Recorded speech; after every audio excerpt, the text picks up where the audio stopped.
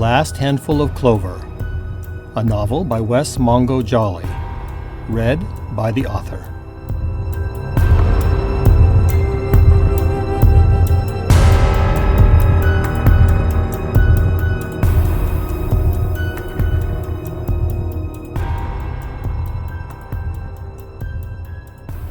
Chapter 4.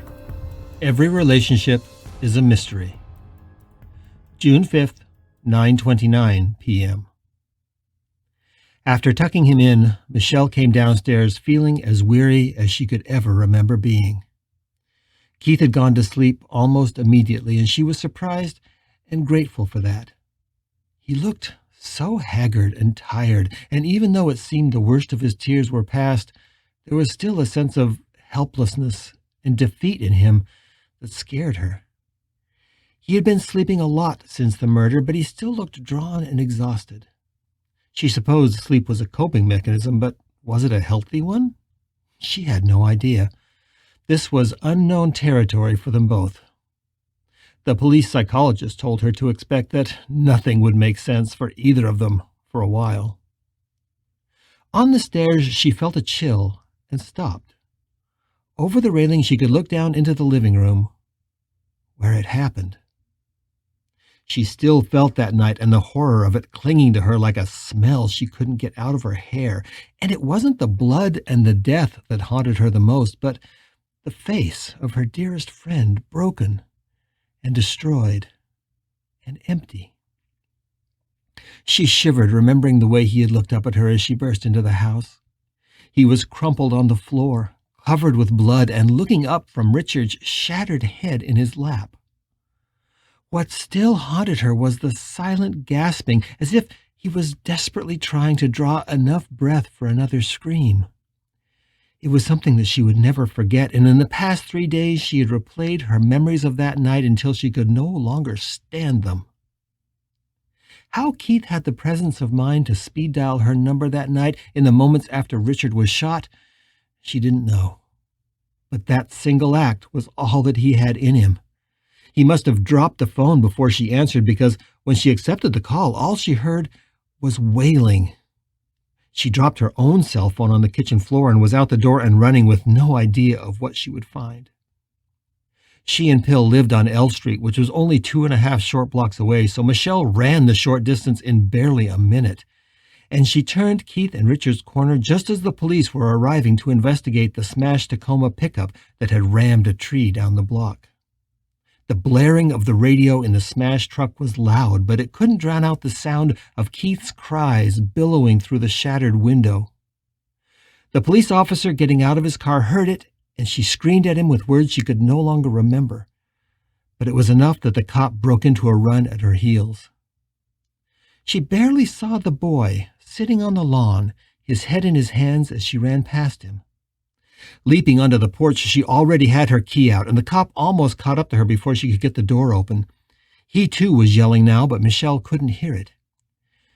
She wished she could forget the moments that followed.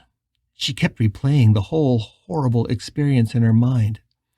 Keith was on the floor with Richard's shattered head in his lap. There was so much blood everywhere. The spray pattern of gore against the wall framed Keith's twisted, splattered, tortured face. She remembered the blood on the wall looked like a tree, the branches spreading over the 2 broken figures who had taken shelter below. She couldn't help it. She screamed at that moment too, just once, but it was loud. The cop was standing next to her, cursing and fumbling with his radio with one hand, the other reaching out as if he wanted to grab her sleeve. Keith had lost his breath and was hyperventilating. The amount of gore that covered him and Richard made it look like a dozen people had been murdered in that room rather than just one. He raised one bloody hand up toward her before allowing it to fall onto Richard's still chest. And then he made a horrific sound deep in his throat. It reminded Michelle of the death knells she had once heard a deer make just after her father shot it on a hunting trip. It took her knees out from under her, and before she knew what she was doing, she was there, in the muck and gore of it all, holding Keith's face, and she could hear herself saying, "Look at me, Keith, look at me, keep your eyes on me, P." The policeman tried to pull her away, but she wouldn't budge, and he slipped on the congealing mess and came down hard on his hands and knees. She remembered the cop's voice clearly. He just kept saying, "Dear God," over and over again, while fumbling with his radio to call for backup. She felt the cop's hand on her shoulder, and he pulled. And Michelle remembered how the three of them, now all covered in Richard's blood, fell away from his body. His broken head made a wet, grotesque sound as it fell out of Keith's lap onto the sodden carpet. She held Keith as he wailed against her, now nothing but a mass of pain and despair. She wasn't even sure that he knew who she was. Frozen now on the staircase, Michelle tried to force herself to stop remembering. The horror of it had claimed her again and again these past 3 days. She would have to learn how to push it away. She knew it would be years before either her or Keith could really recover from what happened that night, but Keith was trying. For his sake, as well as her own, she had to try too. She had more hope for her own recovery than for Keith's. His wounds were so much deeper, his loss so much more profound. She never understood or liked Richard Pratt, but she couldn't deny that Keith had loved him with a white-hot intensity. She pushed it out of her mind, descending the last steps and then snatching up the brochures and paperwork from the hall table. As she passed through the archway into the living room, she kept her eyes studiously ahead and entered the dining room at the back of the house. It was now much darker, and she had to switch on the dining room chandelier. She looked at her watch, which said 9:35. Hopefully Keith would sleep soundly through the night, but she had no intention of leaving until she was absolutely sure that he wouldn't wake up in a panic. After making herself a cup of tea in the kitchen, Michelle sat down at the dining room table with the brochures and forms from the funeral home that afternoon. It had just been a preliminary visit to secure the company's services and to arrange for them to pick up Richard's body from the coroner. Tomorrow night they would get together again to sign the forms and work out the details. She was glad that they'd only spent an hour there today. Tomorrow might be much more difficult, especially if Keith decided he wanted to see Richard's body. An hour later, she'd finished her cup of tea and filled out what she knew. What was left were things only Keith could decide, and those decisions could wait until tomorrow. She'd used little torn pieces of Post-it notes from Richard's desk to mark the sections that needed attention and left the documents lined up neatly in 2 rows on the dining room table. Her work done, she sat for long moments in the silence of the dining room, twirling the dregs of her tea around in the bottom of the cup in slow, hypnotic circles. Evening had given way to night, and the windows under the backyard were inky, so she could not see the porch beyond. How many summer nights had the 4 of them spent on that porch? It was much bigger than the one at Michelle and Pill's house. Richard loved to grill, and she must admit he could work up a pretty wicked porterhouse. In some ways, she mused, the division of labor in the Pratt-Wu household was very traditional. Richard had always been more of the husband, being the primary breadwinner and the much older of the two. Keith's job at the university library brought in only a token amount of money compared with Richard's tenured position in the linguistics department. Richard always seemed to take charge of things in their lives, and it irked her sometimes to see him making decisions without even asking for Keith's input. Richard's continual need to be in control was just one of his qualities that rubbed her the wrong way. She had often asked Keith if he was okay with Richard being so domineering. But Keith always insisted that Richard was not as hard-edged as he seemed to others, that in the privacy of their own home he was much gentler, much more mild. "He's really just a big kid at heart," Keith had told her, and then gone on to say, "a big kid with a big dick." She smiled, remembering the day he had told her that. Keith had never been shy about sharing details of his sex life, and she had been equally willing, in private, to share details of her sex life with Pill, in such detail sometimes that she knew both Pill and Richard would have been appalled had they ever overheard them gossiping. But if Keith was to be believed, He and Richard's sex life had still been an almost nightly feature of their relationship, and Keith painted both him and Richard as hungry, if not particularly creative lovers. Based on his personality, Michelle had assumed that Richard was the dominant partner, but Keith told her that even though Richard was usually the top, that was more at Keith's insistence than Richard's. From Keith, Michelle had learned the phrase topping from the bottom. With a smile, Keith had told her not to mistake the partner getting fucked as being passive about it. She actually smiled as she remembered their conversation. Oh, the things this sheltered little Mormon girl learned by having a gay best friend. With time, Michelle had concluded that what she saw in Richard and Keith was not so much a husband-wife dynamic, but more like a daddy and his boy. It was a dynamic she often saw in the gay men she had met over the years, both through Keith and Richard and on her own. It was pretty common for an older man to find something renewing in the attention of a younger man. And for the younger man, there was something comforting in the stable affections of an older partner. Keith called Richard his Papa Bear, and likewise Richard called Keith his Baby Bear, although she had only heard him use that phrase when he didn't know anyone was listening. At first, the thought of the whole daddy-boy thing had creeped her out, but as the years went by, she saw the genuine love and affection between the two, and even though it wasn't something she ever understood, she knew it worked for them.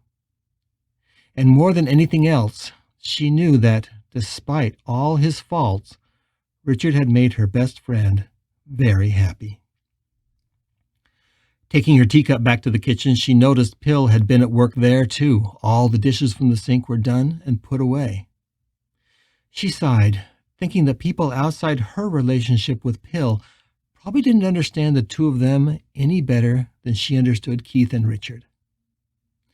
Every relationship is a mystery, she thought to herself, one which the people in it barely understand themselves. What hope is there that anybody from the outside can understand it any better? As often happened, just thinking of Pill made her miss the big man intensely. Finding her phone, she dialed their home number. "Hey, my love," Pill said, answering the phone the way he always did when he recognized her number. "Where are you?"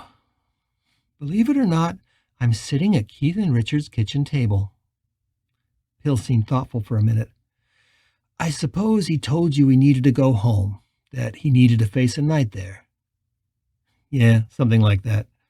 I'm surprised. I didn't think he'd ever want to set foot back in this house again." "Oh, I'm not surprised. I knew he'd want to stay. It's all he has left of Richard. He's not going to give it up." "That's what he said.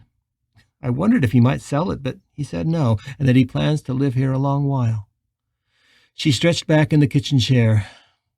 "Thank you for everything you did here at the house. I know the service did the cleaning, but I suspect you did the dishes and made the bed." "Well, I didn't want our little buddy coming home to a messy place." Michelle smiled. "You knew he'd be coming back tonight, didn't you? That's why you rushed to get everything done." "Well, I didn't really know, but I suspected." Bill was quiet for a long beat. "I wish I was there with you, and with Keith. I hope he understands." "Oh, he does, Beastie. He misses you too. I know he does. We'll all go together tomorrow to the funeral home." "Good. I miss him. And I've been worried. I know I've been a missing person, taking care of things at the house. I really hope he understands. Did you tell him we love him?" "Yes, of course, constantly. But he knows that, you silly goose." She smiled. She knew Pill was serious when he said that he loved Keith, and that if she had asked, he would have gladly told her he was welcome to stay with them permanently. They had even talked about it once, briefly, these past 3 days. Pill's feelings for Keith were complicated, or at least they looked complicated to her, watching the two men she cared about over the years. Pill let out a big sigh. "Are you staying there tonight?" "No," she said. "He's insistent he needs to be here by himself. I told him I'd only stay until I'm sure he's asleep. I should probably go check on him." "Good. I think he's right. Besides, I need you too. I've been staring at the TV for the past hour hoping you'd call. I'm glad we've been a safe place for Keith, but having the house to ourselves tonight might help us both try and shake off this funk. I think so, she agreed. And maybe that will help Keith too, to see we're moving forward. His voice became very soft. I need you, Barbie. It made her happy to hear him longing for her, and she realized she was longing for him too, more than she realized. She knew that when she got home, the two of them would make love for the first time since this had happened, and she knew it was exactly what they both needed. I need you too, Meowie, she said, using the baby talk nickname she had given him after seeing his look-alike in the Disney film Moana some years ago. The character's name had been Maui, like the island, but Pill's fondness for cats had inspired her to change it.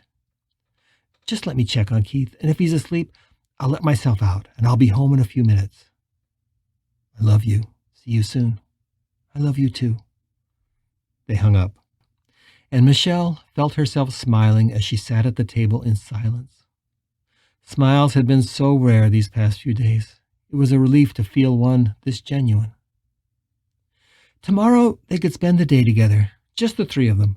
Michelle could hear the ache in Pill's voice when he spoke of wishing that he had been there. The tenderness of her husband's connection to Keith was something that always astounded her. It was a gentle and compassionate connection that totally belied the intimidating presence her husband projected to the world. She was pretty sure that Pill was completely straight, but he approached everything in his life with a level of gentleness and sensuality that defied easy categorization.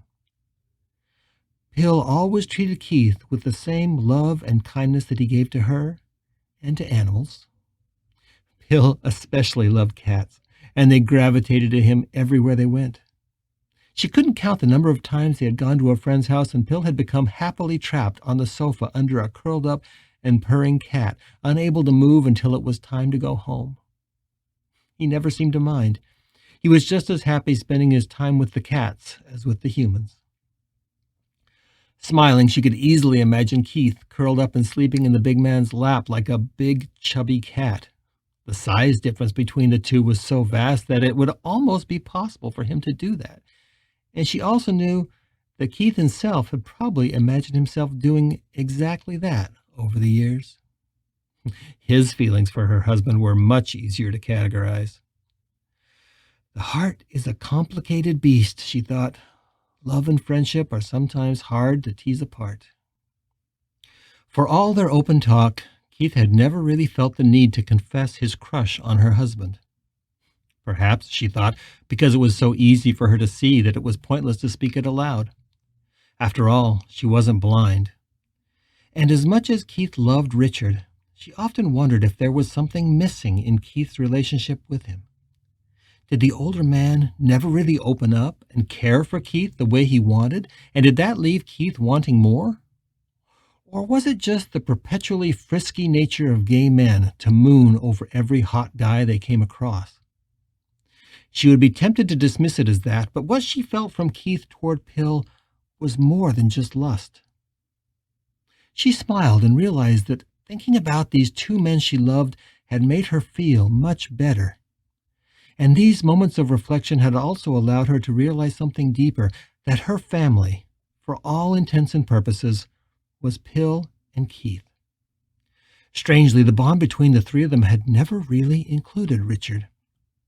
Richard wasn't particularly lovable, at least not to anyone but Keith, and there was always a sad and distant quality about him. Haunted, she thought. As guilty as she felt about it, she had to admit that she was a little glad Richard was gone. Maybe Keith would come back into her life in the constant way she had missed for the past 10 years. She thought back to all the laughter she and Keith had had in high school and then in college. Keith's falling in love with Richard had interrupted that.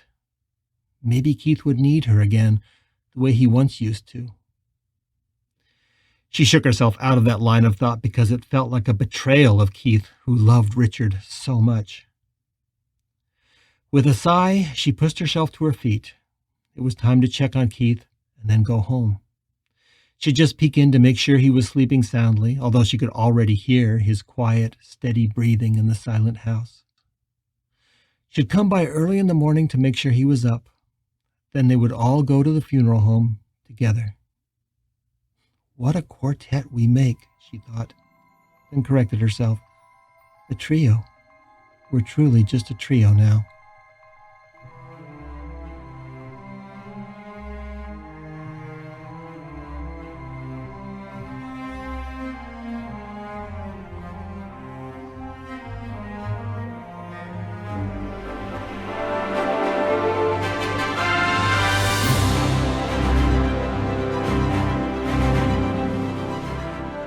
You're listening to The Last Handful of Clover, a novel by Wess Mongo Jolley. If you're enjoying this audiobook, please consider supporting the author on Patreon. That's patreon.com/Wess Mongo Jolley. And for more information, check out the author's website at wessmongojolley.com. That's WESSMONGOJOLLEY.com. Thanks for listening and stay tuned for more episodes.